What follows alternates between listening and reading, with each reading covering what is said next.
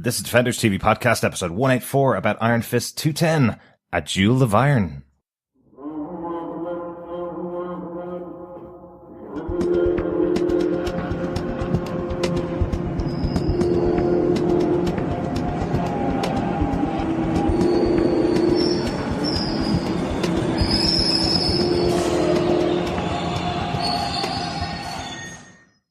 Welcome back, fellow Defenders, for the final time this season for Iron Fist, Season 2, Episode 10, A Duel of Iron, and possibly the final time for a while we'll be playing our theme tune from Mississippi McDonald.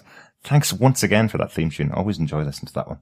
Yeah, absolutely. Thank you so much, Mississippi McDonald, for the Iron Fist theme tune.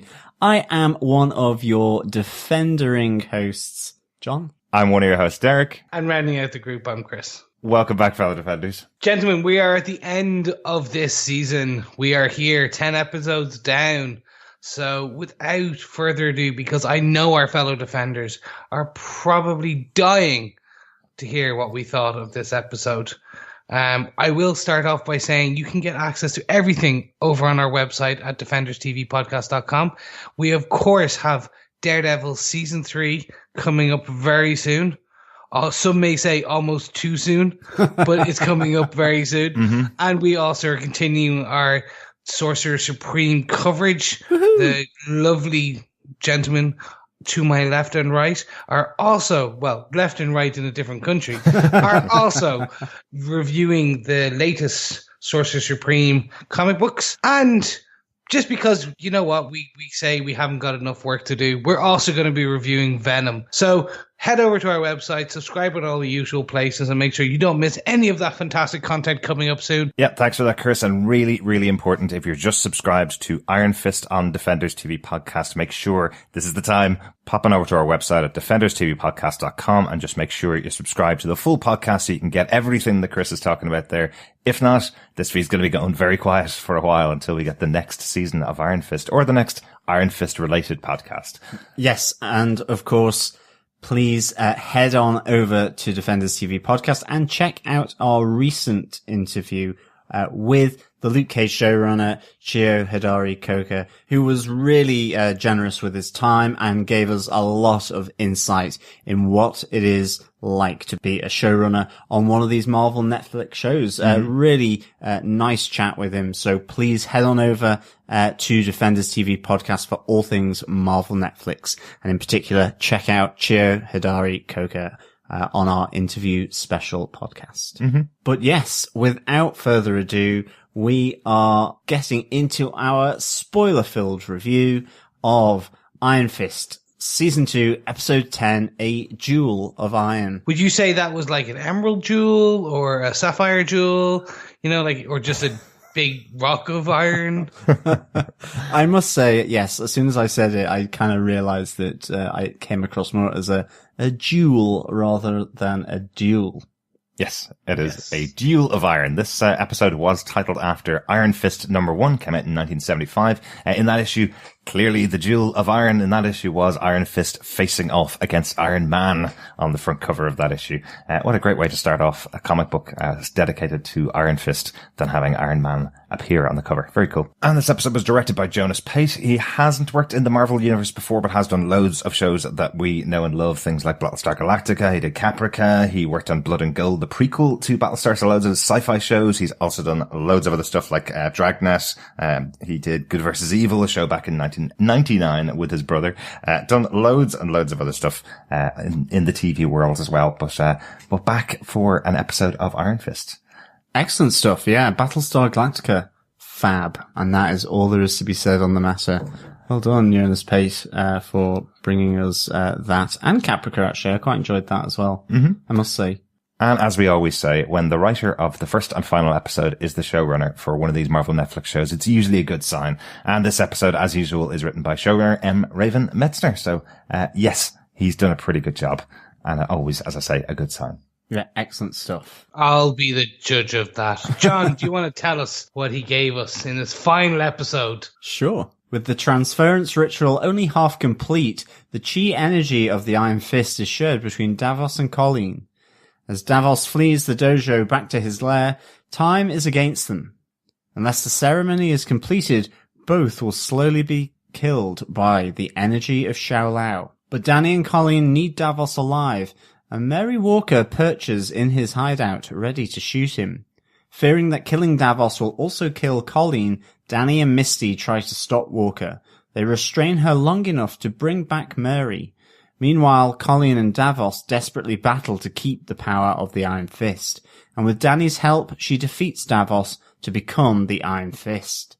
In the aftermath of the battle between the two Iron Fists, Joy and Ward make amends, Bethany embarks on her pregnancy without Ward, Colleen forces a delicate peace between the triads, and as Danny cleans up the destroyed dojo, he discovers the Iron Fist symbol on the reverse side of the Wing family crest, taken from her ornate heirloom. Realizing Colleen's potential lineage, Danny leaves New York with Ward to search for answers to the desiccated Iron Fist and discover his own path to and connection with the power of Shao Lao.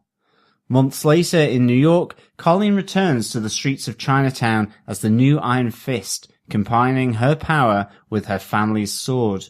While in Hokkaido, Japan, in a bar, Ward asks a local gangster about a man named Orson Randall.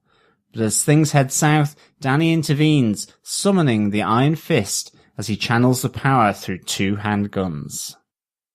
So good. Definitely a way to leave it, wasn't it? I know. I wanted the other 3 episodes. I'm sorry I'm being greedy, selfish, and all of everything in between. But I was just like, I absolutely want to see how he got Orson Randall's handguns, how the power came back, probably through the handguns, but just fab. Loved it. And then the credits rolled, and I was like, no. Definitely set it up for a season 3. Yeah, I really hope so. That would be so cool. And to be honest, you know, we have spin-off shows, Daughters of the Dragon, Heroes for Hire, you know, we've banded those around. I really want to see the adventures of Ward and Rand. To be honest, I think that would be absolutely fantastic. We need like a couple's nickname for them. You know, we get like Brangelina. Randy Ward. That could work. The Adventures of Randy Ward. Yeah, exactly. But I don't know, there was something about that final scene in that bar in Japan that just kind of reminded me of Indiana Jones and the Ark of the Covenant for some reason. I just thought it was fab. I was expecting to see, you know, sort of Nazis suddenly come into the show or something like that. Really good. And we may still see that. But gentlemen, it's about time we jump on to our top 5 points and maybe even a special golden point in this episode. Mm-hmm. So jumping into point number 1, Derek, do you want to take us away? Yeah, I like that this episode kind of closes out the series with the story of what the whole thing has been about, this whole duality of Danny and Davos. What would have happened if Danny hadn't gotten the Iron Fist and Davos has attained it? The whole piece is laid out as you see their original meeting, Danny and Davos, when they've been best friends since the start. Davos has taken care of Danny as he arrives. He's still covered in snow from being outside, and he's being fed by Davos. He's the one taking care of him. And I love this whole concept of Danny talking about the fact that he's challenging and pushing at each other the whole time to get to that final fight. And now Danny's finally questioning, was that actually his destiny? Was that actually the right thing for him? Was Lei Kung, who proposed that Danny was the person to win this battle and take the power of the Iron Fist, was he right in that? Was this really Danny's destiny, or did he just believe in someone that was telling him something that he wanted to believe in because he'd lost everything when he arrived at Kunlun? It's a lovely way of kind of setting up this final episode and this huge change for kind of our Danny Rand, our Iron Fist. Yeah, definitely. I think, as well, it really looks forward to that moment, later on in the episode as well, in the dojo where he is tidying it up and he comes across, Colleen Wing's heirloom that she had found in the community center and everything with the story of the Pirate Queen, as well. You know, it really hints at that aspect of, as you say, destiny or fate or lineage, all this kind of stuff, you know, how you got from one place to the next. Well, I think he starts with, you know, every journey starts with an ending or a finish rushing towards you, you know. because you've started that journey. So yeah, it was really good. And I like these flashbacks as well, seeing, those different stages, of Dany and Davos, that idea that, yin and yang, these are not opposing forces all the time, that they change, they move and are flexible over the course of time. And you see this, through Dany being cared for by Davos, sort of becoming friends, then being cared for again after he's fought Shao Lao, to then this moment where they are against one another. So, I mean, it really, really good stuff. I really enjoyed these moments, and I thought there was something quite tender about it as well, actually, which I thought was pretty cool. Yeah, I like the idea that I think, and you put it, the duality of Dany and Davos, in that you're led to believe throughout season 1 and majority of season 2 that Dany was always fated to hold the power of Shao Lao. It is his destiny, the destiny to be the Iron Fist. And he bandies that word around quite a lot in Defenders, in the beginning of the season even, when he's talking about, now that I've done and destroyed the hand, what is my destiny? You can see that Dany and Davos were cut from the same cloth, all the way up to that defining point. Now, you could argue that Davos's mother probably had some nurturing problems that potentially kind of, the best way of putting it, that potentially warped Davos slightly. But if it wasn't for that decision made by Lee Kung, either of them could have been the Iron Fist. At that diversion point, then you start getting, as you said, that duality, that yin and yang, that one is very dark and believes in the scripture around the Iron Fist, but takes it for every letter. So I must eradicate evil wherever I see it, and I see it everywhere. Yeah. And then the other one, which is I see the best in people. And Davos calls it out to Dany when he's lying on the stretcher. He goes like, you're trying to comfort me. I'm paraphrasing now, but he essentially kind of gives out to Dany for being nice to him. They were the same mold up to a point. And then that mold fractured, and you could see what the power did to each of them.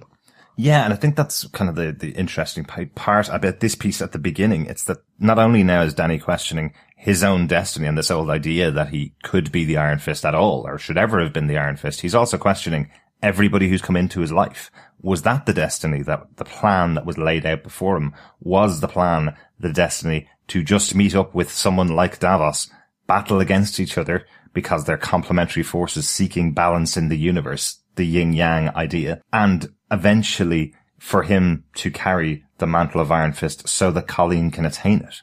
It's a really interesting concept. We'll definitely go into it as we get through the rest of the points, but I love this whole thing that Dany's suddenly questioning everything around him so that he can rebuild his life and kind of get a measure of peace as well out of that. Just get a measure of peace in the fact that he's accepting maybe this wasn't the right path for me. Maybe I need to find my own path. At just the beginning here, I think that's quite nice.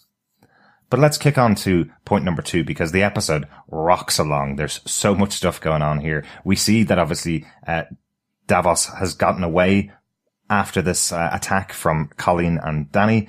He gets away before the end of this ritual, but it cuts to Walker laying in wait for Davos back at his residence, I suppose. I love the opening here with Misty Knight trying to break out of that prison that Walker's put her in just to get her out of the way.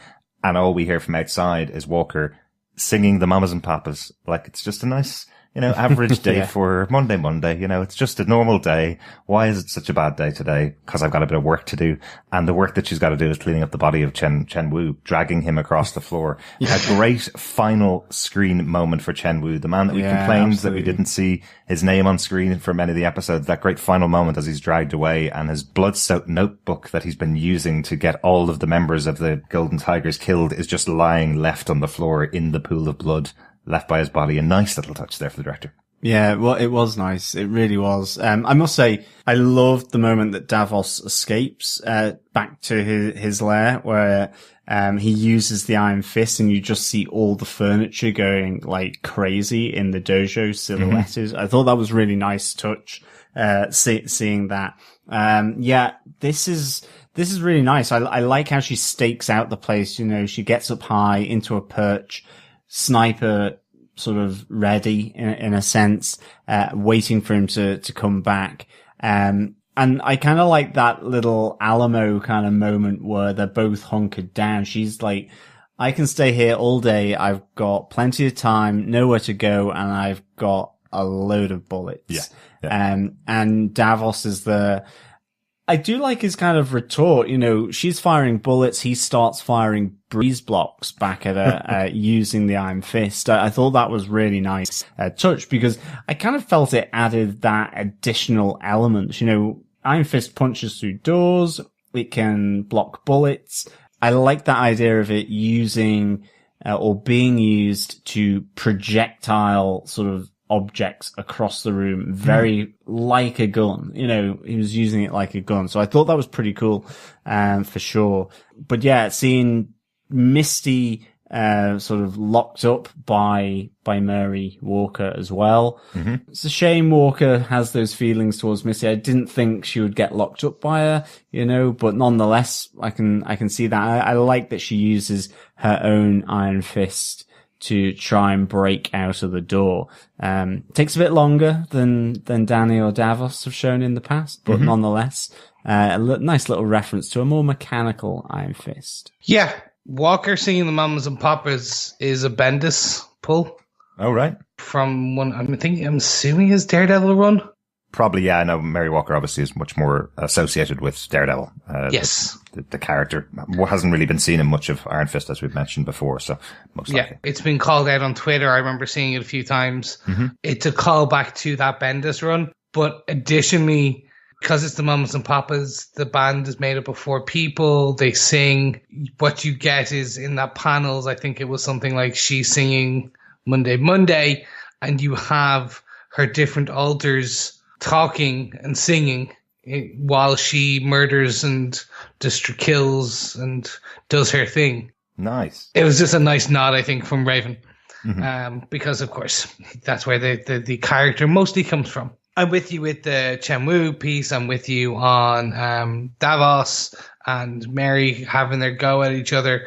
Love that. I love this scene. I really just enjoyed the whole thing. Yeah, I really liked that point with Davos talking to Walker across the area going, did Joy put you up to this? I don't see her around here. Yeah. First I'm going to kill you and then I'm going to kill Joy. And Mary's response to it, or Walker's response to it, just going, that was like 3 jobs ago when she hired me to get you. Now I'm just doing it for fun. And he goes, well, how about the 2 of us work together? And she goes, yeah, you come on out. Just come on out from behind there and you start talking and then we'll see how far we get, you know? Really good little interplay between the 2 characters who haven't really been on screen much, but they've had a really direct impact on each other over the course of the season. They haven't been together very much. Sorry, they've been on screen loads, but we haven't really seen the impact they've had on each other. But we know right back from episode 3 of this season that Mary Walker has a huge problem with Davos and she knows how dangerous he is.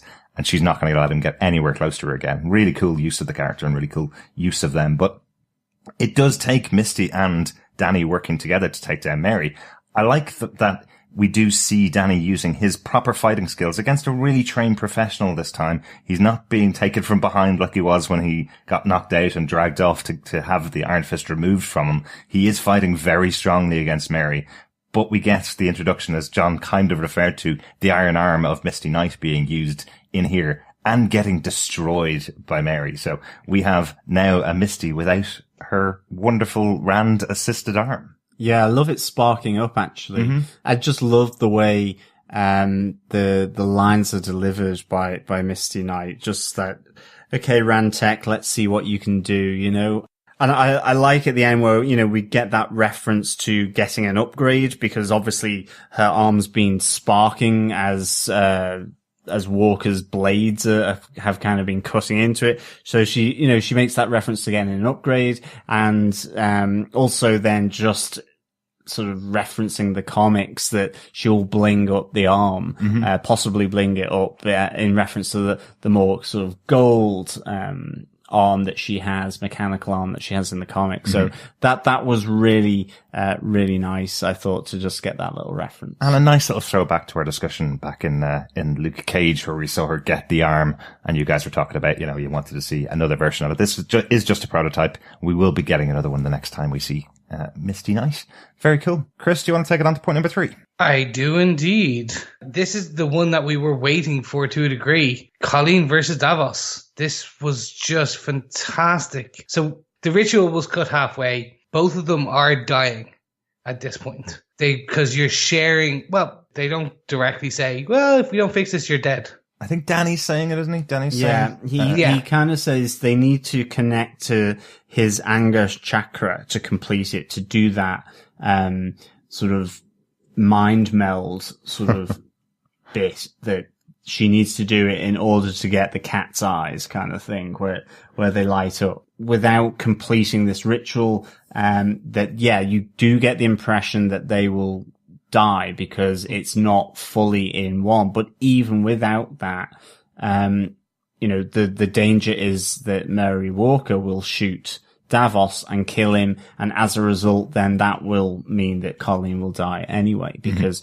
he will lose that chi energy. Yeah, I just like that Colleen really does go toe to toe with Davos in this. Yeah, like she to the point where we get that beautiful. She flares up her fist while he's doing the jumping punch down with the red iron fist, and you get that shockwave that knocks them apart. I love that too, yeah. I love that you don't see the hands actually touch. You see the fists coming close and the energy of outside the fists rebounding off each other, like as if they're kind of opposing magnets, opposing forces pushing each other away. It's a cool idea. Really kind of reminded me of that Iron Man Captain America moment in Civil War where the repulsors are blasting off Captain America's shield and blow the two of them backwards, that kind of thing. It's that really iconic moment between the two of them.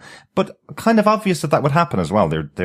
They're kind of using the exact same power on each other. They've both got half of it. So it's not the Iron Fist up against somebody else. It's the two of the same powers going up against each other. Yeah, it is telling that she needed Danny. And I don't mean that in a bad way. What I mean by this is that Davos was more powerful. Now, we learn that Colleen's more trained. She's more skilled in Kung Fu. Danny was Danny. He was the original Iron Fist that we know of. He has abilities elsewhere. But Davos was stronger. Davos was starting to gain an edge on her. And I find it telling that Danny needs to help slow down Davos so that Colleen can complete the ritual. I think what's important here is Davos is obviously the person who's been using the Iron Fist more than anybody else. He's used it more than Danny has at this stage. The power has consumed him. That's why he's more powerful using it, certainly. This show has always been about Colleen and Danny since the middle of season 1. It's always been about the two of them coming together and fighting this piece. What we have in the dojo, basically, when Colleen is feeling the power of the Iron Fist for the first time, she's never had any preparation at all for this, remember? So she's feeling the burning of the dragon inside of her, and Danny's going, yeah, that's what you'll feel. But he never told her that beforehand. She's crippled over in pain on the floor, and Danny's going to her, you're going to have to stand because this is what having the Iron Fist is about. And he goes, I'll go and take care of Davos and I'll bring him back here. And she goes, no, I'm going with you. The two of us will take him down together. Yeah, I mean, it's even after the fight, she says, I'm still getting used to this. Irrespective of what may happen now between the two of them. So, she's certainly got a lot of catch up. And I think in terms of using it and handling it. And I think, that's probably, as you say, it's kind of getting used to that. And plus, yeah, as you say, she's kind of makes the point that we will bring him down together. I really enjoyed, this fight because I think it's got so much history, so much beef to it. Davos has always, seen Colleen as a member of the Hand. Yeah. That Danny has been wasting his time, in effect has betrayed Kunlun by, being with her even. Yeah. He calls her a hand whore, at the start of this series. So, this has huge amounts of rivalry and bitterness between the two. even, going back to the awkward dinner between Danny, Colleen, Joy, and Davos, when it was all kind of so polite, that tension between these two. And I just think, it's a really great release in this final episode of these two going head to head, toe to toe, and fighting for the Iron Fist. These two Iron Fists coming together. I mean, I really thought that the fighting under those arches was really epic, actually. I thought it was a fantastic setting underneath the railway arches or whatever it was just amazing. I just thought it was a great setting for this. Yeah, I agree with you completely, because do you think there's a callback here to when Danny fought Davos in season 1, when he was in the park under the arches as well? Different arches, but very similar. Yeah. I think it was just a nice, probably kind of callback to that fight as well. Definitely, yeah, really good nod back to that, for sure. But I thought it was really epic. I loved that Danny, gets involved to help her out. And I mean, even more so though, that, when Davos finally has that sort of juice taken out of him, finally, just the scream, the pain of all of that. The face as he loses the power of the Iron Fist, I just think is so good. I think Sacha Dhawan does such a great job. And again, a nod back to episode 2 with the fight between Danny and him in order to gain the right and the privilege to face Shao Lao. He just keeps repeating to her, end it, end it, end it. It is that yield or die moment again here. And he wants there to be a resolution. It's, it's the words of Lei Kung, where he calls it in favor of Danny, during that moment in episode 2. That is something that absolutely haunts him, and he wants that moment almost to be resolved again this second time. And again, the tension between these two is just so good because, despite him pleading, he's beaten, and Colleen just says, and stay down after he's kind of come to attack her again. And she uses the Iron Fist and punches it into the ground to knock him off his feet. And fully for the first time, because this is the first time she has control of the full power of the Iron Fist. Yeah, so really good. I just thought it was fabulous. Yeah, I love the movements of this fight. That we talked about it before, back earlier on in the season, when some of these bigger fights are happening. The movements that are within them were just very smartly written. We have Colleen obviously arriving to do battle with Davos, but she doesn't know the Iron Fist. She's never used the Iron Fist before. She's never just lit it up at her will. So what we have is her taking him on with just her fighting moves, just the actual training that she has before the hand and during the hand. So she's going toe to toe with him completely. And that's when he gets frustrated, as Davos would, and turns on the Iron Fist, punching the wall behind her and kicking her out into the street effectively to continue the battle. So again, just a smartly written fight. And it's only after a bit of battling that she realizes, oh, actually, I've got a new weapon in my arsenal. I've got the Iron Fist that I can switch on now. That, I think, is why Danny steps in. It's not because she's not able to match Davos. It's because she's not used to using all the tools in the tool shed yet. And Danny has to step in to help her out and be by her side and kind of block her while she works out what she needs to do. That's a perfectly better explanation than mine. As always, my gentlemen are showing me the true errors of my way. Not at all, Chris. I just thought that Davos was stronger with more of Shao Lao's power. Right. But gentlemen, so at the end of this, we do see that Colleen is the Iron Fist. She holding the power of the Iron Fist. She is holding the power. She uses it to make that shockwave, and Davos is down. Davos goes to jail, does not collect $200, and just passes around. So that kind of brings us on to point number 4. Yeah. I did call this Davos calls out Danny, but we have already talked a little bit about that at the beginning of the episode. There's loads more that goes on here, really. This is kind of the wrap up for everything, because the battle has been leading to Davos being taken down, and there's loads more that happens in the episode. I do like that Davos specifically tells Danny everything that he's learnt throughout the season. Davos already knew about him. that makes it just so interesting that Davos is effectively saying to Dany, you never chose a path, you chose a destiny. You chose the idea of being the Iron Fist as your end point. Whereas I chose a path. My path is, when I get the Iron Fist, I'm going to clean up the streets. I'm going to take care of every bad person out there. But you never chose that. At least I did that. Don't criticize me for not choosing a path. Everything went to hell because you decided to get the Iron Fist and use it.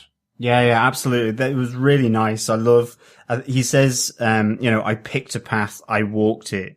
You still don't know who you are. And I think, little does he know it at the time, but I think that moment where he decides to leave New York, Danny Rand is also thinking of, about those words from Davos resonating about, I need to find my path. It's a really nice call out from Davos, I think, here. Again, he's defiant about why he took it and what he did with it. No matter what you may think, and no matter how crazy and fanatical and bloody he became, he's defiant and adamant that what he did was the right way of doing it. It was the means to his walking the path that was shocking. So I really, really enjoyed this for sure. There's something I do wish they'd called out a little bit better in the show. Davos states that he sent a message now and that message will resonate around New York. I think if we had another couple of lines in there during the season, or maybe if we had the other couple of episodes that we hoped we would get when we started out the season, that we get our full 13 episodes, I think we should have seen what Davos going on his mission had done to the streets of Chinatown. All we really got was that conversation with Mr. Yip, and then Davos flipped on him and killed him immediately. We didn't get to see the people of Chinatown feeling safer. We didn't get the people that were behind the Golden Tigers going into hiding and doing less crime because he was around. We did see them gather together and go after Davos, but didn't necessarily mean they were changing his ways. I'd just like to have seen, maybe Davos get a bit of reaction from the public on the streets, declaring him like the hero of Harlem for Luke Cage, declaring him the hero of Chinatown for what he's doing cleaning up the streets. It didn't feel like we got enough of that in the show for Davos to feel so justified in saying to Dany, by me taking this path, I did something good, or something good came out of it, and a message to being sent. Yeah, we should have got basically our Trish Talk kind of segment in the background. Now, obviously, we can't get Trish Talk because of what happened in season 2 of Jessica Jones. No spoilers, but people can go watch that one. Trish podcast, I presume, is coming soon. Well, but additionally, like they also have used the news. In Luke Cage season 2, he used the news and anchors, and so we could have got that. That's a 30-second, not even. That's a 20-second spit. I think we needed more because we just got the police officer saying that he wasn't really reporting anything about what was happening and wasn't really following up on leads because, well, he wanted all the Golden Tigers either captured or dead. That's kind of what he wanted. So I just felt like you needed a bit more push from Davos saying that something else had been created out of what he did. Yeah. He said that my presence, this would be felt across New York, right? I straight away thought of two things. Well, I thought the same thing twice, I should say. One, Luke Cage. Okay. He is now controlling certain elements in Harlem. Does that mean he's talking potentially the Harlem people will have felt this across? That's one way. And then we do get a reference from Misty. Misty is talking to Colleen. And she does mention Luke and a need for potentially to call on Colleen in the future. Absolutely. Yeah, let's get on to there because that's also part of this point as well. We find out that Misty's not going to be taking the captain job, which is one of the stories that has kind of been leaked over from Luke Cage season 2. This is why Misty was in the area to help out Colleen so much, was because she was taking a bit of time off from the Harlem PD to make this decision. But she kind of goes, well, I'm enjoying being on the streets. I'm enjoying having this power. If I become a captain, I'll be sitting behind a desk with the red tape. And then she does give that sly look to Colleen, kind of going, kind of like the sound of the two of us working together. And I know now that you have this weapon and you're a very powerful person, I don't like the way Luke's going and you've got the only weapon in the city to take him down. So maybe we should start up a Night Wing agency. If only the copyright for that wasn't owned in Bloodhaven or over in DC. Well, actually, Nightwing Restorations is the name of the company they use to front Daughters of the Dragon in the comic books. That's right. But it's just, it's not talked about that much because of a certain other Nightwing over in Bloodhaven. Yes. Unfortunately, your Nightwing is slightly bigger than this Nightwing. A little bit. I think he also has his own series coming soon on DC Universe, like every character DC is getting, I think. Well, no, he's going to be in... Is he in Titans? But even though he's dressed as... Anyway, that's for another podcast called Gotham TV Podcast. Make sure you check out the guys. Literally, it's all about Gotham. Absolutely. Yeah. Once we end off doing all of the 5 or 6 Netflix shows that are coming up between the time absolutely now and the time when Gotham returns, we will definitely be going back over to Gotham 2 podcast, I promise. But it is a nice reference to their front as Daughters of the Dragon, and of course to that really popular DC character as well, who resides in Bloodhaven. But I love that link to Luke Cage where, there's trouble brewing in Harlem, and this time Black Mariah is certainly not attached to it. So I really like that reference, for sure. I mean, we also really kind of see here Danny and Colleen really taking on board the fact that, everything that's gone on, there is consequences that will affect their relationship. It needed to be done. There were justified reasons, and that they both still care very much about one another. Yeah. But that it's not going to be the same, and it can't be. And I thought that was handled really nicely, actually. Even with the letter writing, Danny goes up to the dojo to clean it up after Davos has smashed it up. And, with that discovery, of the symbol of the Iron Fist on the reverse side of the Wing family, crest that's on that Kamon that holds the brush and comb.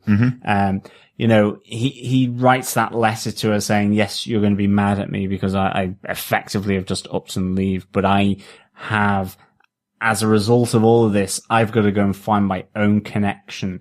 It seems as though, your family connection, your lineage is through the Pirate Queen, the story of Wu Aoshi, that her mother told to Frank Choi, as she handed over the box to get these papers to move, into New York. So, it's a really nice, moment, I think, between the two of them, even though it ultimately ends up with them separating and going off, on their different ways, here. I do think it's nicely done, for me, because I did have concerns when, they started up about Colleen would be his sensei, would train him, that does this really have to mean the end? And it kind of is, but it kind of isn't, I think, at the same time. I think, there's a realization that, things are different between them now. Yeah. And I thought it was nicely done. It's a nice way to leave it. Definitely agree with you, because it feels like Danny's kind of going to her, I'll be home waiting for you. You go off and do what you need to do. He goes home to clean up the dojo, and by the time she's coming home that evening, I love her response, by the way, when he says that to her, are we okay? And she goes, I've got an Iron Fist now. I don't really know what you want me to say about our relationship. I need to work that out in my head. But by the time she's arrived home that evening, you can feel it in her. She's much more relaxed in herself, and she's kind of looking forward to seeing Danny and starting to work in their relationship. But by that stage, Danny's already gone. So I think they're not as broken up as we thought they were going to be from that statement from her 3 or 4 episodes ago. I think they've ended off in a good place, and hopefully this means we're going to see these two characters go on in different ways in the future. It's not going to just be about the fact that they're in a relationship. Isn't that great? How do we keep this relationship together? It'll be about these two characters becoming their own separate people and also being together as well. I kind of like that as a way of having these two characters go on in a different way in the future. Yeah, I want them back together in season 3. Essentially, what I get from this is that they are at some of the older generation will remember they are on the Ross and Rachel, we're on a break moment. Oh, I don't know about that. I don't think they're broken up at all. I think this is a point where Danny's now going off on his quest, which we'll talk about obviously in a mo, but Danny's going off on his quest, saying to Colleen, if I'd stayed here and told you this face to face, I'd still be here. I'd never go off on my quest. She's now setting up her life the way she needs to. She's doing the things she needs to. I'm saying, what I mean really is that it's nothing about the relationship at all. It's definitely not a friends moment where they will continually come back and break up and come back together. They are together. They're just away from each other at the moment. It's like going on a work trip for a couple of months. That's all it is. Okay. I will agree to disagree on this one. I think they are temporarily Splitsville while they go sort out themselves, sort out their minds, sort out their lives, sort out their iron fists. Because, every couple needs a multiple iron fists. So you just need to ensure which you have. So I think they are broken up right now. We will see them back again later. They don't want to be, but they have to work on themselves before they can work on each other. Let's say separated. Yes. But let's talk about Colleen and what she has to arrange. I like that she goes straight back to the community centre just to make sure everybody's okay. It's something that you really need to do in these shows. So often they end with the credits rolling and you're going, hang on a second, there was a huge big battle with loads of people that weren't involved in this, and some people died, and, we saw them at the start of the season, and what's happened to them now, I like that she goes back and has that discussion about what she's going to do for Rhino's gang. She's going to set up a memorial for BB and for the gang that was around him, people that knew him and people that didn't, so they can learn something about his sacrifice for the community and how he lived within that community, which will hopefully give some other people a chance to strive and a chance to develop and grow. I like that that's something that Colleen felt that she needed to do. And she also gets the commitment from Mrs. Yang that they're going to work towards some kind of peace, some kind of balance within the community. I don't think Mrs. Yang is willing to give up on their criminal ways, but she's also kind of saying, I won't put a foot out of line and we'll find some form of balance, because I also won't accept if you go out and kill all my guys either. So, yin and yang. It's the delicate balance of opposing forces. Yeah. And that it may change. Yeah. Again, it kind of feeds into that thread, I suppose. Because it also goes back to the conversation that Colleen had with Mrs. Yang earlier on in the season. Got her into the whole parlay by knowing who Mrs. Yang was, what she was about, and the steps she was trying to convince Mrs. Yang to take were the ones that would get peace, not get rid of all crime in the entire district, because she's a bit more of a realist than Davos is. Yeah, definitely. Chris, any thoughts? Yeah, I'm intrigued by this because what I want to see is Mrs. Yang now is essentially a criminal kingpin. She is both leader of the Golden Tigers and the Hatchets. Seeing Colleen and her go toe to toe, I'd be very interested to see where that goes in the future. But I'm hoping we see Mrs. Yang in Daredevil season 3. Yeah, I was wondering that as well, to be honest. She is now a big power player. Yeah, and it's like with the head of the Italian crime gangs as well. These two groups have been displaced, and you kind of do get the sense from Daredevil season 3 that he is going effectively, Daredevil smash a bit. I think he really is not taking any prisoners. So you do wonder whether she will come into the crosshairs of Daredevil as well. Mm-hmm. Yeah, I'm hoping there's going to be a little bit of a tie-in with those characters, because a lot of them came in very late in the show and set up where they exist in this world towards the last couple of episodes of their shows as well. So hopefully we'll see that in Daredevil season 3 or Punisher season 2. Maybe. Yeah. That's the only other thing I could think of was Punisher goes on a Mrs. Yang and the Italians and a Kingpin, and it is now Frank's turn to take down all the mob. Mm-hmm. But it'd be interesting. Definitely. Speaking of taking people down, we get Walker returning to visit Joy. Mm-hmm. And I, for a split second, went, oh, Joy's dead now. Oh, yeah. That's where I was like, in my head, I'm like, oh, yeah, nope, she's gone. She's a goner. Okay. Yeah. And then we get this beautiful spin on the head where we see Walker is now actually, she knows that Joy understands her. She doesn't want the money. What she wants is Joy and Joy's power and influence. And I'm like, oh, where are they taking this character now? This is the thing about, and I'm kind of kicking myself in the others. I'm spoiling what I'm going to be saying later. Is they set up so many of these characters in this episode for me going, oh my God, I want to know what happens next. Yeah. Oh, yeah. Literally cliffhanger moments. Definitely. I was like, I really need these 3 other episodes. I really, really do. I was the same. I thought Joy was gone. I thought we were going to get, the third alternate coming out from Mary Walker here at this moment. She even says herself, she's aware that it's there. She always thought that Mary talks her way out of trouble in Sokovia, and Mary always thought that Walker shot her way out to safety in Sokovia. But actually, she knows from the redacted documents or the full reports that Ward got her that there is this third alternate. I was absolutely convinced that when she said, and a trigger like a gun being pointed at the heart like Joy is doing was going to see this third alternate come out. I really wish, there's part of me that really wishes that I'd seen it. I would have quite liked to have seen the third alternate. This is certainly a character where the yin and yang doesn't apply because she's got 3. She's split in 3 rather than 2. I really like that idea that she is slightly different from this concept that Danny is talking about opposing forces, that she has this third person and third alternate as part of her DID.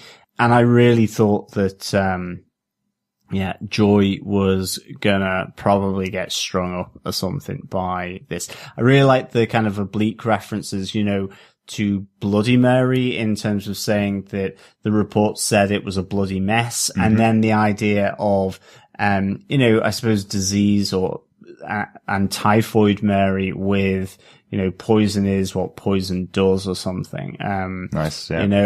Kind of an oblique reference to the typhoid Mary alternate. So maybe there's 4. Who knows? Maybe there's more than 3. The question becomes when does she come back? Season 3. You think it's just season 3 of Iron Fist? Do you think potentially we see her before that? I think it's interesting that they used her here. I think a number of people have mentioned that she is a Daredevil villain. She's a person known for being in Daredevil. We've just had her origin story in Iron Fist, which is great. This idea of getting this third alter that didn't come out during Iron Fist. And we could see that manifested over in Daredevil as a Daredevil villain coming up in just 3 weeks' time. So we'll know pretty quickly. I think that's a possibility. The only reason I don't like that we didn't see the third alter in this season is because we don't know when she's coming back. That's the only reason I don't like it. I love the idea of having Mary and Walker opposing each other throughout the series and then Mary stepping back and letting Walker take over. Even in these scenes here where we saw Danny use all the techniques to get Mary to come back out so that Misty can take Mary away. What we hear from Walker when she comes back into Joy's apartment is, Mary didn't stay very long because she was so scared she let me back out again, So they're balanced now. The 2 of them are balanced now, but what we're learning is that there is possibly, now that you get a balance between those 2, somebody else is going to be coming out. The other question I have on this here is the conversation she has with Joy. It's very interesting because she lays a couple of little clues. I like the idea that she says to Joy, the reason firstly I want to use you is because you know both sides and you can manage both sides, which is a little technique that we saw Joy use earlier on in the season. I love that backfired on her. This idea that she was trying to get her to pull Walker back out. It worked, but hell, now you've got Walker in your house with a gun pointed at you going, I'm going to make sure that you work for me now. And that other thing of saying, I want to use your power, influence and reach. I think that's more about dealing with this other alter if it does come out, that Joy will know instantly whether it's Mary or Walker or a third. And when she does, she'll have the power influence to take care of her. But I'm just not really too sure. But it's a nice synergy between what happened at the end of season 1 when Joy relinquished the company and ran off into the kind of arms of Davos to get revenge on her brother and Danny. And this season she's ended off with completely out of her own hands. She's ended off in the arms, in a way, of Mary Walker saying to her, well, now you're mine. I don't want your money. I want your influence and power. Yeah. It's quite cool. Very interesting. Let's move on to point number 5, because this is the show that we all want. The Adventures of Danny and Ward. And oh my God, I'm so happy that Ward asked for more water. There was a split second I went, oh, is he drinking again? No. I love it. I love it. Yeah, there's a couple of things that need to kind of set us up to get us to that final moment, where we talked mostly about the Danny stuff, Danny leaving the note in the dojo and leaving the city. He's now on his quest to find his place in the world. That's really important, because that's what he's been struggling for 2 seasons, is knowing where he is and who he needs to be as a person. Well, now he's on that path. Danny Rand always needs a quest. But we do have Ward just getting everything stripped away from him once again. Yeah. You know, we saw him pretty low this season. There's been lots of things that happened this season that left him pretty low. He does get a moment to speak to Joy, but that conversation between the two of them, there isn't a more brotherly, sisterly conversation that I've seen on TV for years, where he's apologizing to her. He's saying, I'll always be there for you. And she responds with, yeah, whatever, do what you want to do. You always do that anyway. So she doesn't really care that he's going to be there. She just thinks he's doing that because that's what he always does. And then he tells her he's going to be a daddy, but he screwed it all up. And she goes, oh, well, what else is new? That's kind of what you do, Ward, is screw everything up, you know? So they have the brother and sister moment, but it's not exactly a heart to heart because this is the Meachams after all. Yeah. I mean, Joy even says, you know, our family is toxic, and at least half of it is dead. You know, that really says a lot about, her relationship with her brother. But I do kind of like that there is a slight making of amends. Now that might be that Joy is absolutely off her face on 50 cc's worth of morphine, and that Ward really is using that moment to try and, you know, reiterate that he is sorry.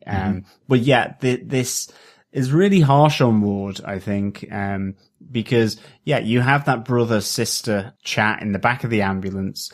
I love the fact that he says, I'll always be there for you. I'll always help you if you want me to, kind of thing. I thought that was really nice.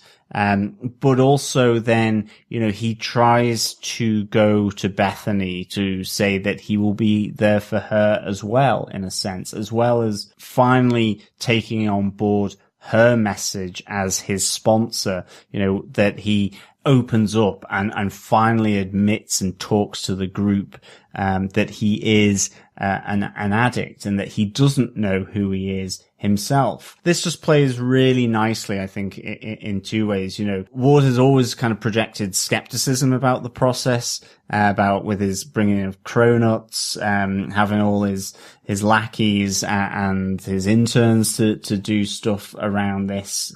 But secondly, I think, you know, Bethany kind of just says that after hearing that truth from him, she needs to move forward with this pregnancy on her own. That's maybe not to say that something won't happen in future or whatever. Unlikely, I think, from those kind of last words between the two of them. But nonetheless, you know, again, it's another stripping back, another kind of dagger in the heart of Ward. Again, he's being open, honest, truthful, and in that moment, it hasn't helped him. But I think this all kind of then links to the fact that, you know, when he goes to stop Danny, or at least find out where Danny Rand or the Rand Enterprises corporate jet is going, he ultimately is persuaded by Danny that he also needs to find his path. He needs to find the way he's going and who he is. Yeah. And I do think that that is done in some of the funniest ways, with Danny doing that reflective questioning back onto everything that Wood says. I thought that was really, really funny. I just thought it was a really nice moment for Wood that, you know, the rejection from Bethany, the morphined up Joy being pretty honest and brutal, really sets him into accepting what Danny says and accepting that he can actually go with Danny to find out more about himself, more about his stepbrother, effectively, in Danny Rand and his friend now, and find out about himself. And I thought that was really nicely done. I'm so glad they've left Ward here. There's a certain TV show that I'm not actually going to mention the name of for the first time ever, that uses this particular plot point for almost every character and did for the first 3 seasons. Someone that is remorseful about the fact that they may have used drugs once or drank a bit too much at a party once, and therefore, if they apologize to their friends and family, everything's okay and we can all get through it together. What we see here is a bit more of a realistic take from Ward. He's finally gotten to the first step on the program that he's been shunning for months and months and months and ignoring for months and months and months. And he's not told everything's going to be okay. And he's not told, yeah, no problem, you can join my life and we will bring up this baby together. He's told, it's not fate, it's not destiny, it's just something that happened and I've got to deal with it. He's not told by Joy, great, you say you're going to be there for me, that's what I wanted to hear from my big brother. He's told, well, you're always going to do what you want to do. I want you to step off, but you're not going to, so whatever you want to do, it's grand. I love that it's not as tropey as those other shows that have used this mechanism in the past, because that's not real life. And this, if there's one thing about Ward that we like seeing, it's him experiencing real life. Even though he did deal with a father that kept coming back from the dead over and over again. Which is real life. I'm just going to put that out there. I'm with you. I'm with you on that. As bad as you feel for Ward, when Bethany says no to him, you're like, oh, that was tough. But it's the truth, and that's what I really enjoyed about this element, which was Ward is left shell-shocked when he goes to the airport. Mm-hmm. But that's life. Everything does not get wrapped up in a nice little bow after 10 hours of your life. The fun thing about this was, and I think the bit that Raven wasn't afraid to do, which is he came in, he shook things up. Some showrunners might have been afraid and said, okay, we'll put everything back together the way we found it. We took all the toys out, we played with these toys, and we're going to put them back in the way we found them at the end of the season. Nope. No, like he's took them out, shook them round, brought them out, played with them, and went, do you know what? These are mine now. And I'm planting my flag in them. And that's kind of where I saw it. And when Danny is leaving, Ward going with him makes sense. Mm-hmm. That's absolutely that part of where Ward goes, or where Danny goes, you're coming with me.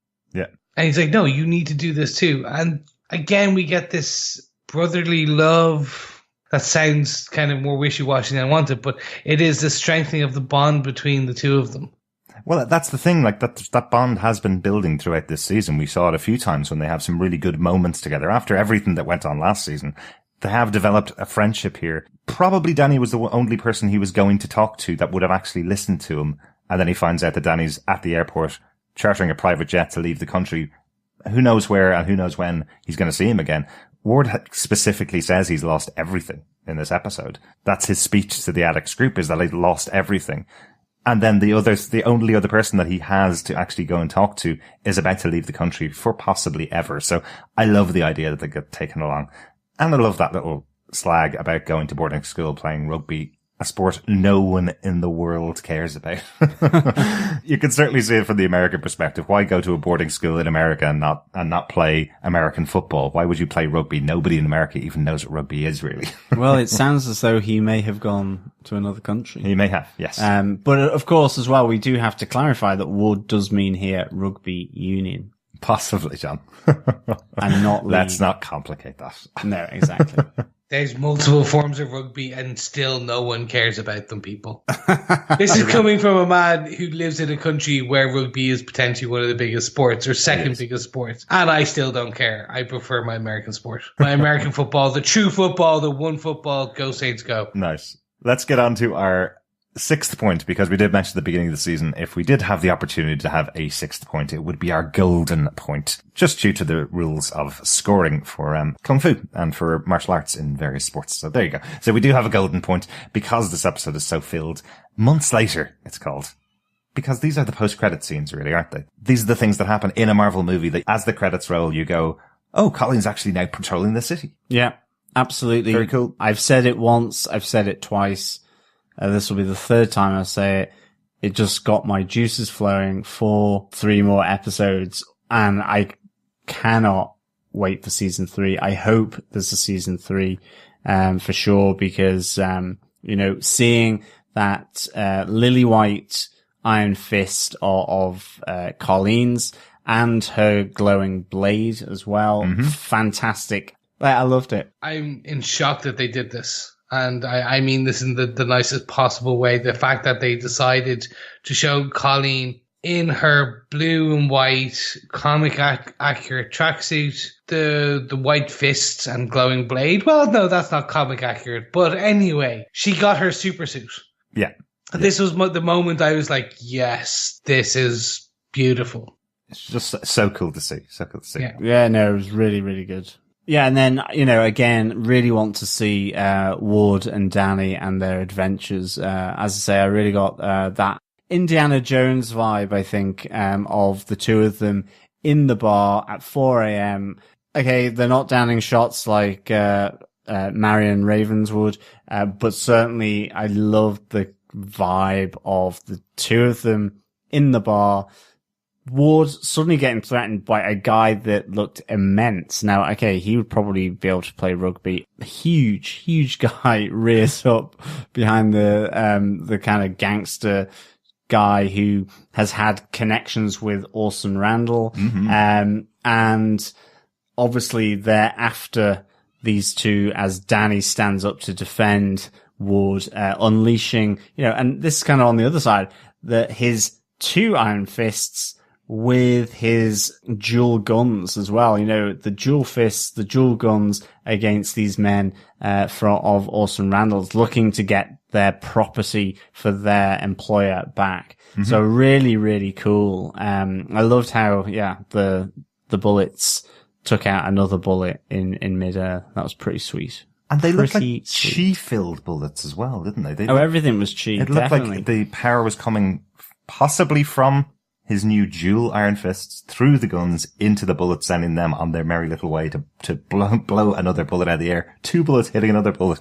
in midair. Deadly stuff. Yeah, chi central. And it just looked very cool when he puts those guns back in his pocket and says, right, just don't try that again. It felt like a real John Wayne kind of moment, felt like a real Western moment. Really liked that from Danny. Nice touch as well, as you mentioned earlier on, Chris, that we do have a really grumpy looking Ward sitting at the bar at 4 a.m. and you think he's going to get another shot. You think he's back on the alcohol, but actually it's just a glass of water that he wants. And Danny's sitting over the other side of the bar with a beer in hand, just chilling out. So not as spiritual Danny as you may have expected in this moment. He's kind of just letting Ward do his thing. It seems like they have a really good partnership going on. He's got the long coat as well of Orson Randall. The duster. Yeah, really cool. Mm-hmm. So I'm going to call it, I don't think Danny's got his powers back. I think the guns are chi-filled. I think that's why. But he's looking for Orson Randall, the employer of these two gentlemen who owns the dual guns. I will very quickly just say for our listeners, we mentioned him briefly in some of our previous episodes, but if you don't know who Orson Randall is, go read the Matt Fraction run, the Immortal Iron Fist series. You get a beautiful introduction to who he is. You get a beautiful introduction to who Wu Aoshi, the Pirate Queen, the Iron Fist, who she was. You get all this backstory, but essentially Orson Randall was a previous Iron Fist, again a Caucasian Iron Fist from outside of Kunlun, who came in and very similar to Danny Rand, and then left. He didn't die. So this is again there is now another Iron Fist out there there is still an Iron Fist out there who is alive with the Iron Fist power. Mm-hmm. So very interested to see where this goes, because now we are getting into territory that is outside of any, I would say, or many of the comic books. This is not the Matt Fraction run. This is not going to pull on many runs that we know of. I don't think so anyway. Well, I think they're going to remix a lot of the stuff as they do, and all of these shows, that they really do take bits from all across the history, everything from the names of the episodes this season to things that we've seen throughout the season to characters from other comic books like Mary herself. The referencing of Orson Randall here, I don't know whether it's going to have any major connection to the former Iron Fist Orson Randall, or whether it was just a little Easter egg put in there. I understand this week we've heard that they have about 3 or 4 more seasons of Daredevil planned if they're willing to keep making them on Netflix. I believe the same from M. Raven Metzner. I believe in his mind he has a number of major arcs for Danny Rand coming up in the future. And I think this is just his way of laying down the bedrock, saying, if you want it, this is the kind of stuff you're going to be getting in the future. And that gets me really excited. Exactly. I hope they continue to take Raven back for it, because again, he really did deliver on this season. Yeah, no, absolutely. Really, really good. Only one thing left to do for this season of Iron Fist. Chris, do you defend this episode of Iron Fist, season 2 finale, A Duel of Iron? I do. This was a jewel of an episode. It was fantastic. I'm not going to beat around the bush. I am extremely happy with this episode. The way it concluded the story arcs, it closed off everything while also opening enough doors and windows to make me want and wish for more. I'm like, this was perfectly paced season. It was a perfectly delivered. Okay, there was a few slowdowns, but the slowdowns were apt. And I think that was only for like one episode. I don't think it even bothered me that much based on what I'm recalling of what I've said in my defense. Overall, I really defend this episode. It was fantastic. One of my top 3 closings. This is the episode 13 for this season. This is definitely up there in the top 3. I completely defend this season and this episode. Excellent. John, do you defend season 2 finale of Iron Fist? I do defend the season finale of Iron Fist, episode 10, A Duel of Iron. I give this 5 Orson Randall revolvers out of 5. Nice. I thought this was a really, really good closing. I think, as Chris has said, opens loads of intrigue, loads of doors into a season 3. It also is really mindful of itself as an episode in terms of the previous 9 that have gone before. So you have the fight with Davos and Colleen, the 2 that have been at loggerheads. You have this tragedy of Ward, with Joy, with Bethany. You have these flashbacks, and the tragedy ultimately of Danny, and Davos. But that, these characters have so much similarity, and you're kind of seeing this with Danny and Ward as well as they head off on these adventures. You have Colleen using her newfound powers, and you have Misty here and with Walker. I just thought there was so much that spoke to everything that had gone before and really threw open the doors as to what a season 3 could do. And I thought it was really good, and some really touching moments, some really tender moments, between these. Again, a real nice perfect balance between action and character development and closing off maybe in some cases. So yeah, I absolutely do defend this episode. As I say, if I was to say anything, it would be 3 more episodes, but look, he has said what he's wanted to say in 10, and for me, it works because I absolutely thought this was a great ending for the series. So yes, I do defend episode 10 of Iron Fist. Excellent. So Derek, do you defend this episode of Iron Fist? I absolutely defend this episode of Iron Fist. This season has been fantastic, and it's just because we've got somebody with the right hand on the rudder of this ship that is Iron Fist. What it feels like at the end of this episode, I mentioned that these final scenes feel like the post-credit scenes you get in a movie, and what those are supposed to do is get you excited about the next season. What it feels like is he left everything on the table and then went, and look what else we've got coming up for you. While I do have, in my mind's eye, the other 3 episodes that are missing is episodes featuring Danny and Ward traveling around the world trying to find Orson Randall. That definitely wouldn't be what they'd be actually doing on the show. Unfortunately, we may get some flashbacks in season 3 to that, but this is really going, what's the best possible place we want to see all of these characters in season 3? It's right here. So let's commit to it and say, this is what we're going for next season. And hopefully they come back, and hopefully they have a bit more budget and get the 13 episodes for the season.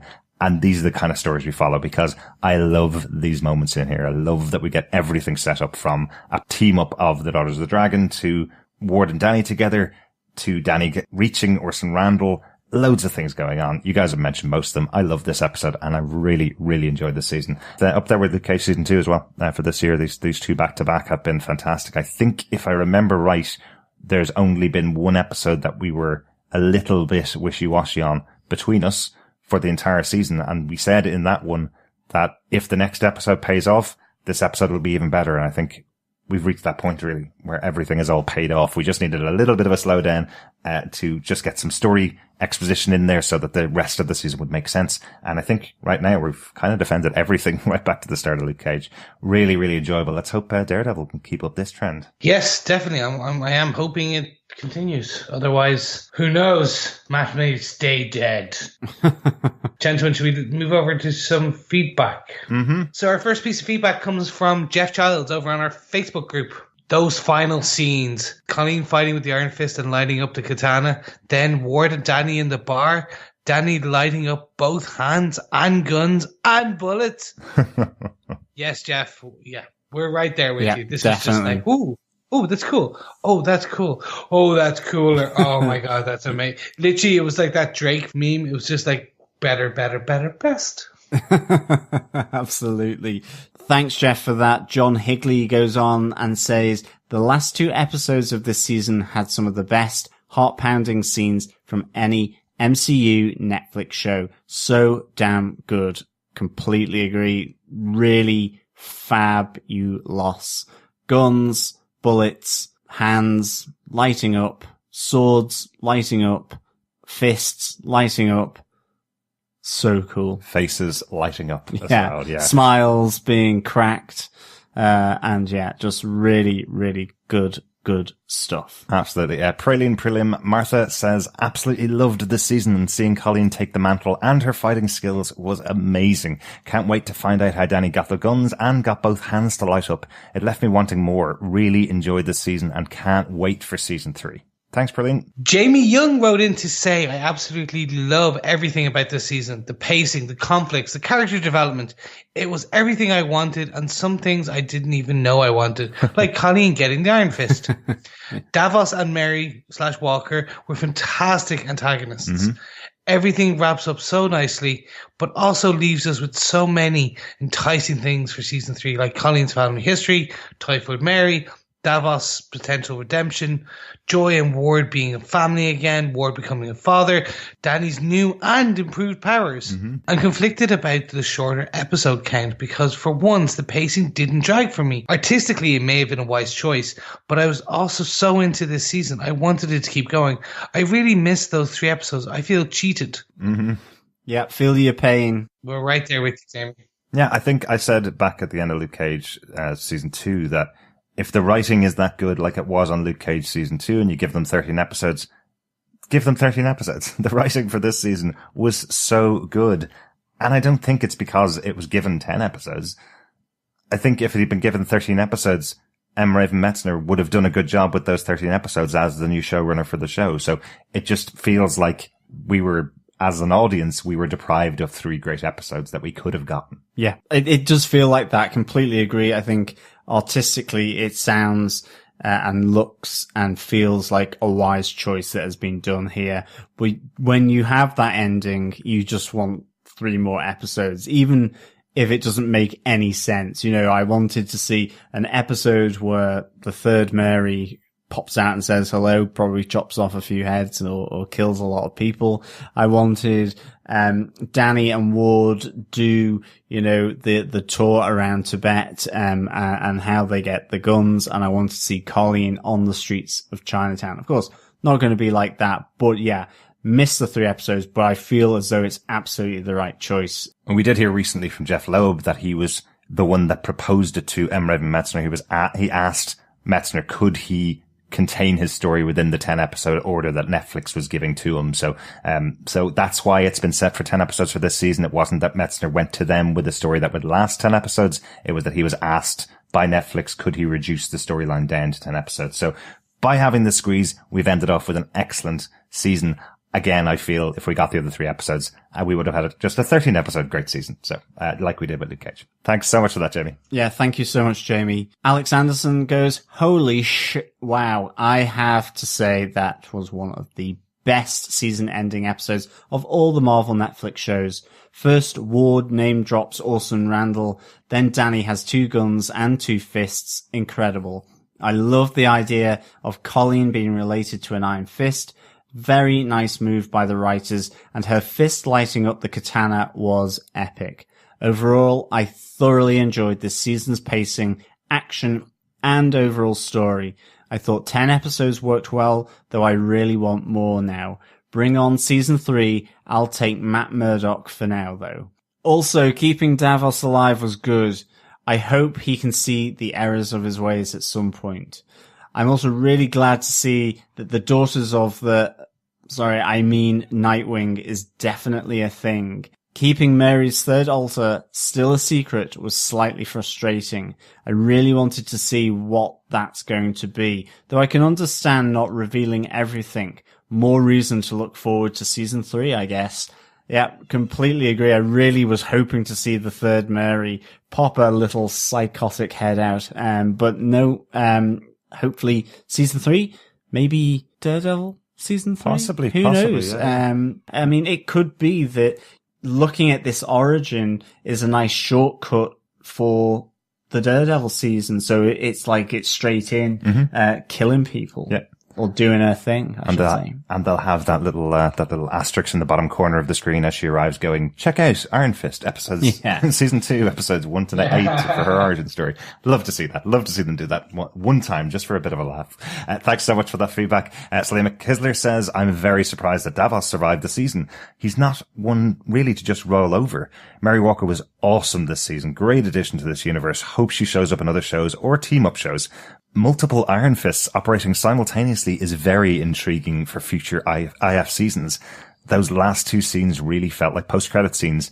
I hope we get to see how Danny and Ward's bro trip got to that point. I can't wait to hear the podcast about Danny's latest version of the Iron Fist skills. You know, as we mentioned earlier on in the podcast, it is quite funny that we actually had 4 Iron Fists or Iron Arms in this episode when you consider that we also had Misty Knight taking out her Iron Fist to the door, doing a move that Danny Rand would have done in season 1 with his Iron Fist. So many Iron Fists. Yeah. I think I did see a meme from people that weren't particularly happy about this choice on Twitter, with Oprah Winfrey going, and you get an Iron Fist, and you get an Iron Fist, and you get an Iron Fist. But I think it was a great choice to kind of finish off the season. If you don't have the time to build up all of the mythology of Kunlun, get people excited about it. Show them what you could be doing if you get more seasons, you know? Yeah, definitely. I mean, it was certainly jam-packed with skills on toast here. Mm-hmm. Really, really enjoyed it. Yeah, I was actually more surprised that Joy survived this season after Mary Walker let herself into her apartment.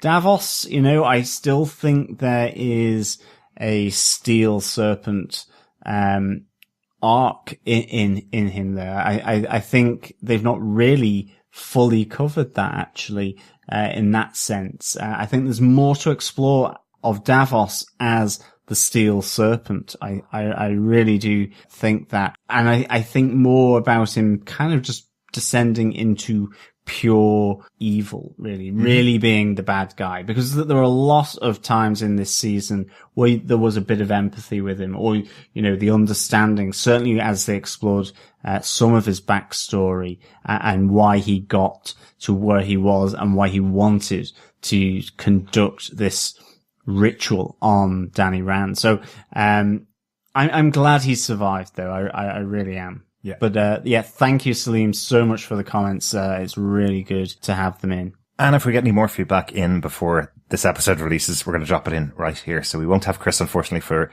any other pieces of feedback that come in. But thanks so much for everybody that's dropped in their feedback so far. Yes, unfortunately, I can't make it. But just imagine me agreeing with you with anything you say, because most likely we all fellow defenders are on to the same wavelength about this season. Of course, if you're saying something crazy, just imagine me just nodding my head or actually shaking my head in disgust.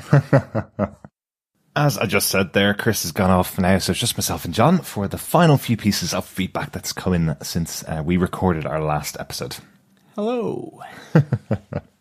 Our first piece of feedback came in on email from our fellow defender, 108 Sage, to feedback@defenderstvpodcast.com.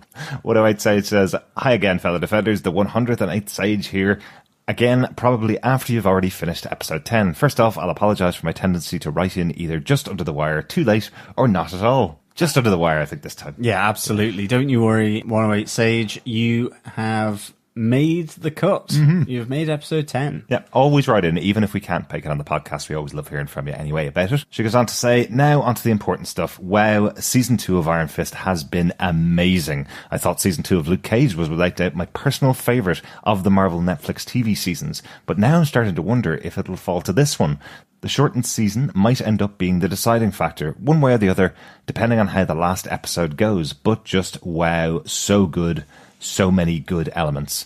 Typhoid Mary was done better than I've ever seen her done in comics. So many good Daughters of the Dragon moments, so good to see Dany's progress from what I felt was an unrealistically immature starting point to facilitate the plot of Defenders, through that awesome cameo in Luke Cage Season 2, and now even further, where he has learned, at least in part, how to control his rage and petulance, two qualities I've never really seen in the 616 Danny Rand. Also, Joy Meacham, one of my favourite characters in Season 1, and her arc here has been great. Although I about had a heart attack when Davos almost killed her. And then when I saw all the blood around her head, the plates in my skull started aching in sympathy. And finally, I'll just spend a moment on the new Iron Fist. At the end of episode 8, I was in a confused land of ecstatic worry. Sorry, I did not see Dany offering the Iron Fist to Colleen coming at all. On the one hand, that'd be awesome. But on the other, would her being the primary Iron Fist in Season 3 of this show in any way delay or derail any potential Daughters of the Dragon show? Because I'm not sure I'm here for that. And so, when Colleen started episode 9 by putting Dany in his place, I said, swear jar sound? Yeah, girl, you tell him. But wow, the last few scenes of episode 9 and Colleen's evolution of acceptance, I'm willing to see her be Iron Fist, at least for a while, so long as we get some good Colleen Wing and Misty Knight action in all further seasons of any applicable shows, which is just as good a time as any to say that I'm fine with any non-canon romances that feel right and make sense for the show, especially if it'll end with Colleen and Misty as more than one kind of partners. In a world where Korrasami is canon, Nightwing can be too. Korrasami is from Last Airbender, from those cartoons, so they have a ship that was going on for quite a while within the fandom and has now been confirmed as a canon ship. I had to check that one out because I wasn't sure exactly. But yeah, thank you so much. What I'd say, it's really good to hear from you again, all about your thoughts about this season. I hope you're as happy after episode 10 as you were in episode 9. I think where we've ended on episode 10 is that Colleen will probably be an Iron Fist going into season 3 or into at least her next appearance. But the way this series ends, we do at least see Dany back as being an Iron Fist or having two Iron Fists at least. So. Yeah, absolutely. He's kind of upgraded really because he could only get one Iron Fist going up until that final episode, episode 10. Mm-hmm. But I suspect that has something to do with the guns if obviously the chi and the energy of Shao Lao has moved over to Colleen Wing, which, yeah, I agree, is completely awesome. I just think it's pretty beautiful, actually. I love the different colours that they brought to the Iron Fist over this season with the Davos red, the classic yellow of Dany Rand, and then this lily white of Colleen Wing. Really just very cool, I think. Mm-hmm. So yeah, big thanks 108 for that feedback. Really, really good. Yes, my heart almost stops as well when Davos pushed Joy over that banister or that railing.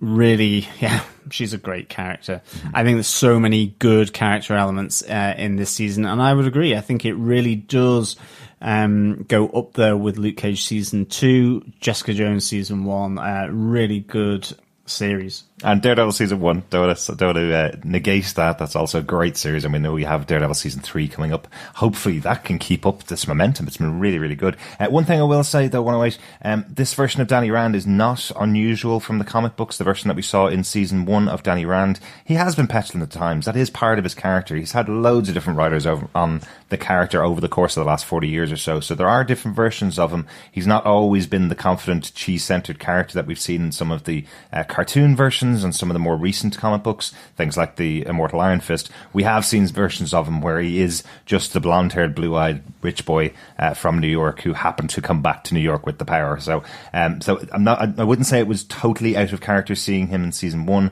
but I do like what they've done throughout Luke Cage and throughout season 2 of Iron Fist. I like what they've done with them. So it's interesting again to see these two characters being the central characters of Iron Fist, having Colleen Wing and Dany Rand being central in the show, as opposed to just being about Dany Rand and his experience becoming a member of the Heroes for Hire, really, which is all that would lead to if you didn't have any other good characters surrounding him. That's all. Yeah, absolutely. I mean, I think it's been a good character development across both seasons of Dany Rand. I kind of agree, 108, that, a little too immature. I think that's more of it, but certainly, yeah, the character arc has been fantastic. So thanks again, 108, for the feedback. It really really is appreciated. And as I say, even if you can't make it to send us in feedback during the time that we're recording Daredevil, send it in to us anyway. We'll always talk about it.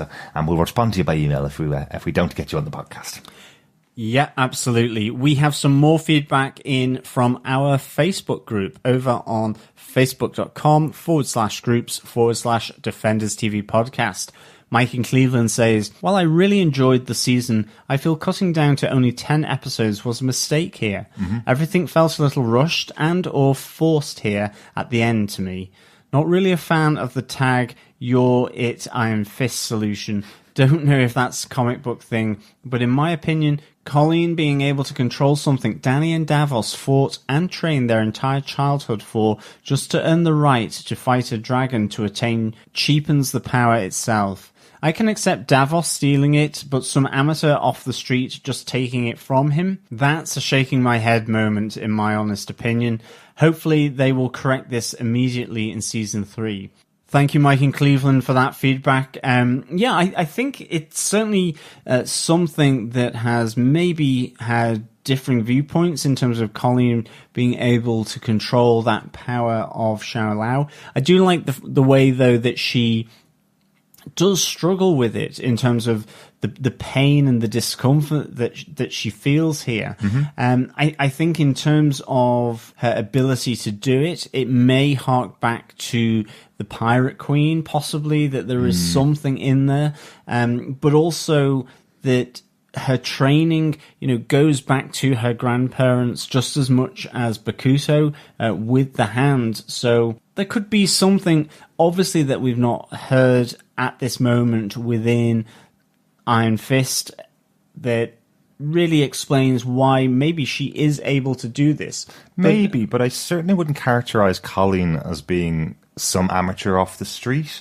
I kind of get the feeling that what we see about the training of Danny and Davos is that they're training for the battle to earn the right to fight against the dragon, but not necessarily training to hold the power of the Iron Fist. Would that be a bit more accurate, John? I'm not sure. I think the training that they went through is to make them the best martial artist, and then when they get there, they have the fight with Shao Lao to attain the power of the Iron Fist, and then there was supposed to be some training happening for Danny to allow him to hold the Iron Fist, which we saw in Season 1 he wasn't able to, and we saw throughout Season 2 that he has been too emotional to hold it, and that's what Colleen was trying to help him with. We see Davos has attained the power of the Iron Fist, and he also succumbs to the anger of Shao Lao and also can't hold the power of the Iron Fist. So what we're seeing at the end of this season is that Colleen didn't go through the training to fight the other people that were there to get to the fight against Shao Lao, if that makes sense. Yeah. But she has gone through training, and she is a more centered person than both Danny and Davos ended off being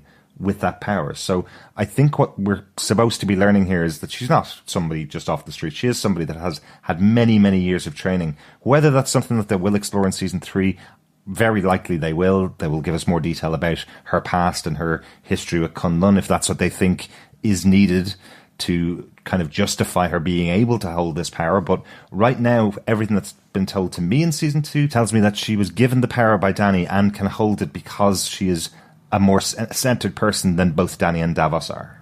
It's kind of where I'm seeing it.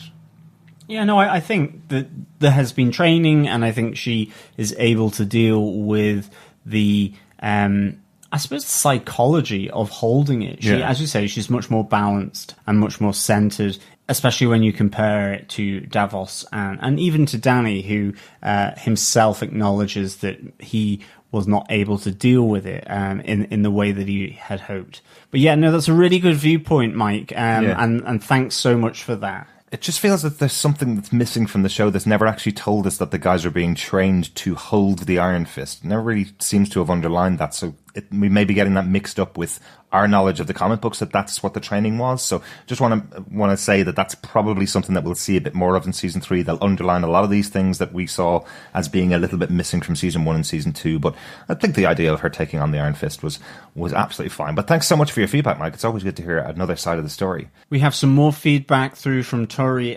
Ekanogli. I really loved this episode, and I am sad it was only 10 episodes. My takeaways: Ward is the best. He's always saying what I'm thinking. He totally grew on me this season. I kind of wish Davos killed Joy. Not because I don't like her, just it would have been a bold move. I'm surprised we didn't see zombie dad Harold at all. I was totally expecting that, and it never happened. I love how this season really challenged our expectations. And lastly, I have a feeling having Colleen take the Iron Fist may be a way to soften people up to the idea of someone else taking over another hero's role, which is sure to happen after Infinity War Part 2.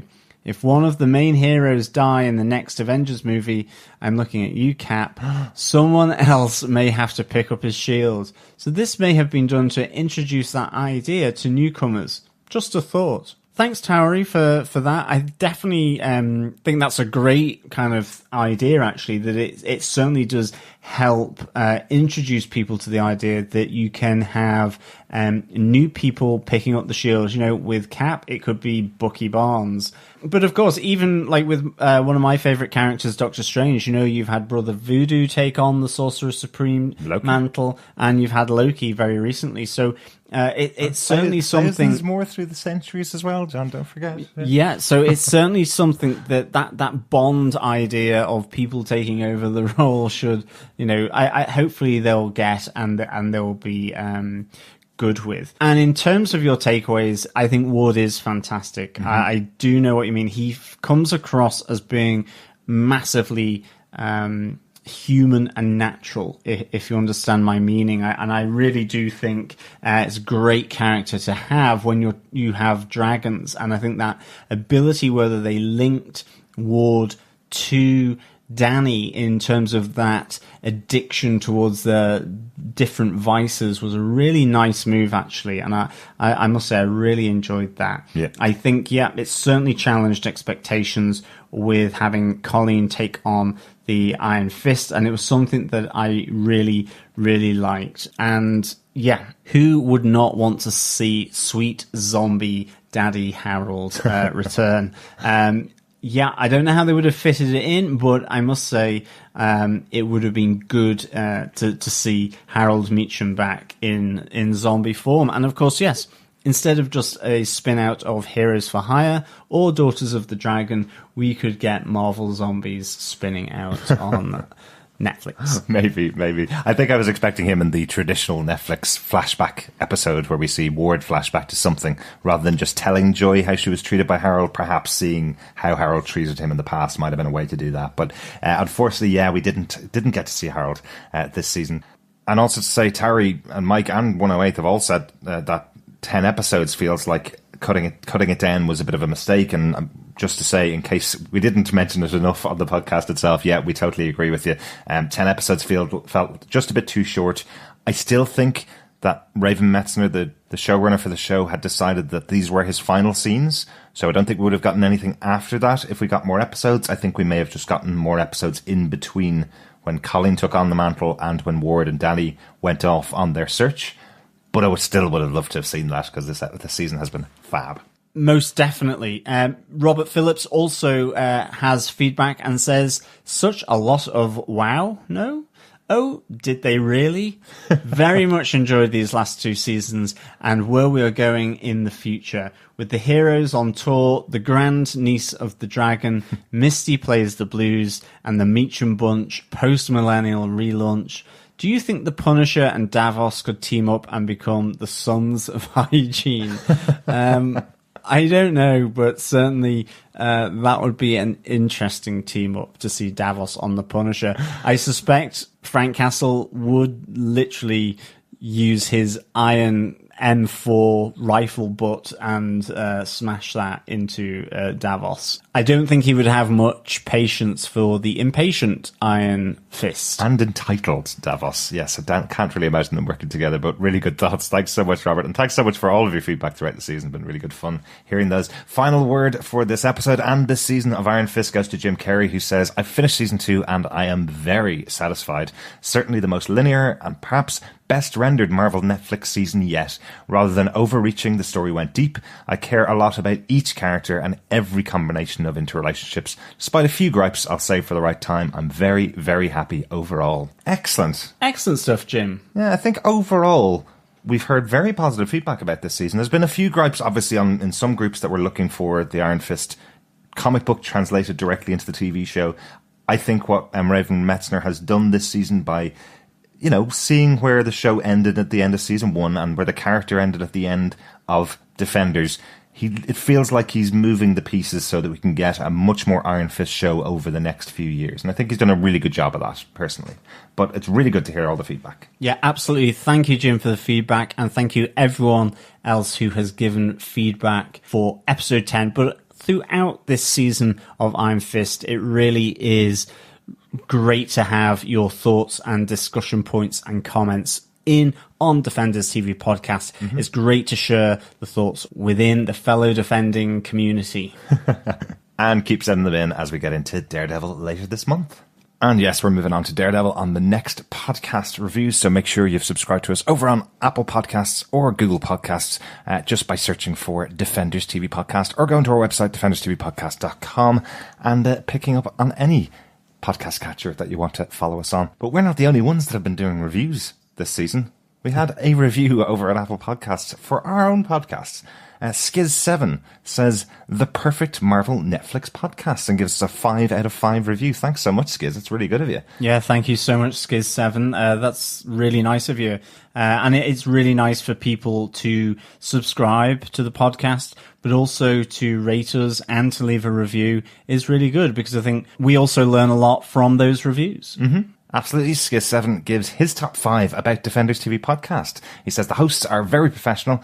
2, the podcast has an active community. 3, very entertaining personalities. Number 4, won't bombard you with PC anecdotes like some Marvel Netflix podcasts. And 5, not just a Netflix podcast, they even cover some of my favourite comic books currently being released, like Doctor Strange. Well, there we go. Thank you, Skiz7, because, yeah, Doctor Strange, a fab fave comic of mine as well. So good to have you on board, not only for the Marvel Netflix stuff, but also for Strange Tales, which is our little comic book corner on Defenders TV podcast, where we are, yes, absolutely looking at Doctor Strange. And, yeah, very entertaining personalities. I'm always laughing at the other two, for sure. It's really nice of you to say, Skiz, and really nice of you to say that too, John. Thanks so much for that review over on Apple Podcasts. And if anybody else wants to leave us a review, please do so. And if you're leaving it in any other country other than Ireland or the UK or the US, please just pop us an email and tell us, because we don't always check all of the individual countries. So we'd love to have a review on there, and just pop us over an email at feedback@Defenders TV Podcast to let us know if you've left us a review. Thanks so much. Yeah, thank you so much. Gentlemen, the end of another of the Marvel Netflix shows, the 10th Marvel Netflix season so far. After 4 years, we are 10 seasons into the show. I do wonder often, and I've said this to the guys off air, I do often wonder if viewers to the Netflix shows see all of these shows as connected, and we're now like at the supernatural level of a TV show where we're 10 seasons into this overarching piece of content, and people feel intimidated about jumping in at any point. But for me, they're just getting better now. We've had 2 seasons back to back that have been awesome, and we're going into the biggie, really, Daredevil, the one that started it all.